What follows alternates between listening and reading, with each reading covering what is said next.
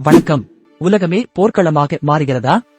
America Iran நேரடி மோதல் முதல் வடகொரியாவின் ஏவுகணை மழை வரை உலகை உலுக்கும் டாப் 10 செய்திகள் இதோ.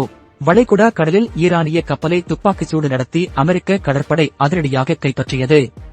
போர் நிறுத்த ஒப்பந்தத்திற்கு பிறகு நடந்த முதல் நேரடி மோதல் இது என்பதால் பதற்றம் அதிகரித்துள்ளது. கப்பல் கைப்பற்றப்பட்டதை ஒப்பந்த மீறல் என ஈரான் கடுமையாக கண்டித்துள்ளது. ஏப்ரல் 22 காலக்கெடு முடிய இன்னும் 48 மணி நேரமே உள்ள நிலையில் எந்நேரமும் போர் வெடிக்கலாம் என ஈரான் எச்சரித்துள்ளது. ஈரானில் பதற்றம் நிலவும் வேளையில் வடகொரியா ஒரே நாளில் பல பாலிஸ்டிக் ஏவுகணைகளை வீசி சோதனையிட்டது.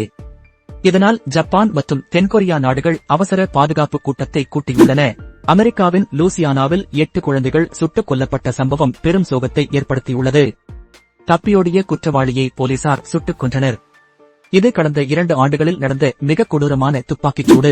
காசாவில் இஸ்ரேல் நிரந்தர ராணுவ தளங்களை அமைத்து வருவதை செயற்கைக்கோள் படங்கள் உறுதி செய்துள்ளன.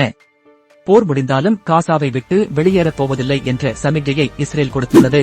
ரஷ்யா $10 பில்லியன் எண்ணெய் லாபம் ஈட்ட அமெரிக்கா மறைமுகமாக உதவுகிறது என அதிபர் ஜெலன்ஸ்கி பகிரங்கமாக குற்றம் சாட்டியுள்ளார்.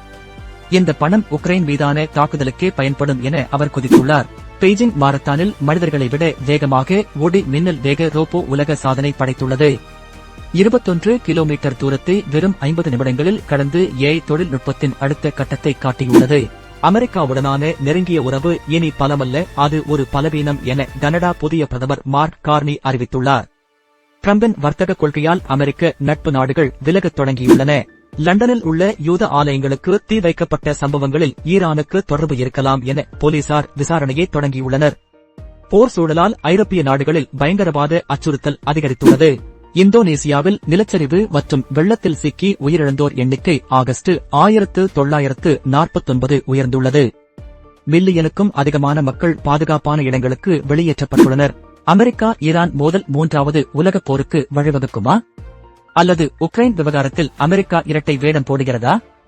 உங்கள் கருத்துக்களை கமெண்ட் செய்யுங்கள். செய்திகளை தொடர்ந்து பெற எங்களை பின்தொடருங்கள், நண்பர்களுக்கும் பகிருங்கள். இது வள்ளுவர் பிராட்காஸ்ட்.